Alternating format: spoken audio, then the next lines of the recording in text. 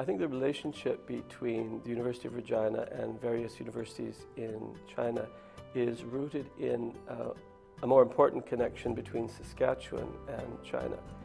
If you go back to even the Diefenbaker years, one of the policies of Diefenbaker was to sell wheat to China. Of course, we weren't able to sell it to many places at that time. There was difficulties marketing wheat in the late 50s, early 60s.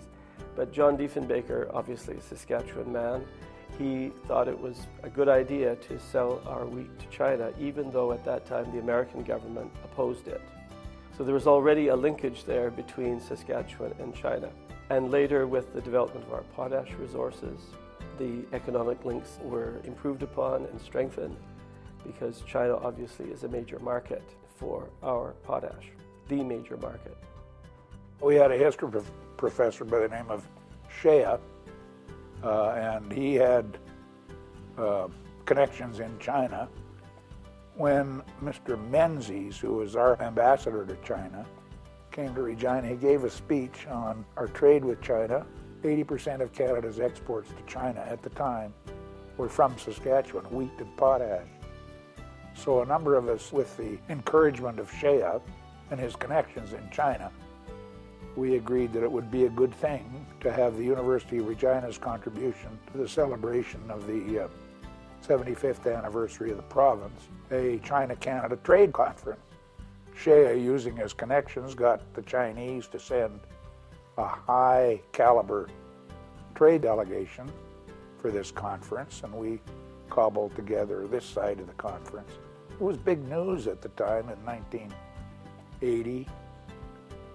Big news. Why was Saskatchewan sponsoring this? I went out to Vancouver to meet the delegation when it got off the plane in Vancouver, and CTV interviewed me. Why is the University of Regina sponsoring a trade conference with China? And I told them about the 85%. That was the beginning.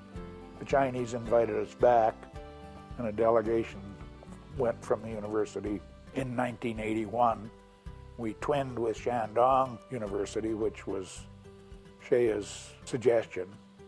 Back then, they had no foreign exchange, or very little, so they couldn't afford to send very many people out.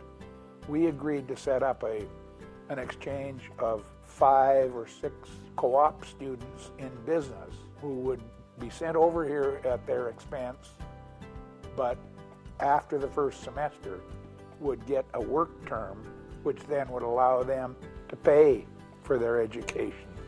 And we brought over the first 6. I'll never forget interviewing them in Beijing.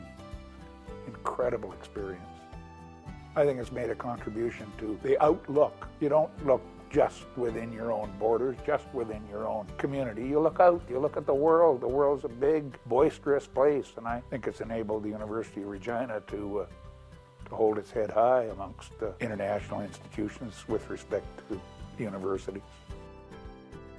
So I think it is something in our history that we sort of have a competitive advantage on, and that it's something that we will build on in the future, because everybody knows that the way the geopolitics are developing, China is going to be ever more important in the way the world is run and the way we live and all aspects of that.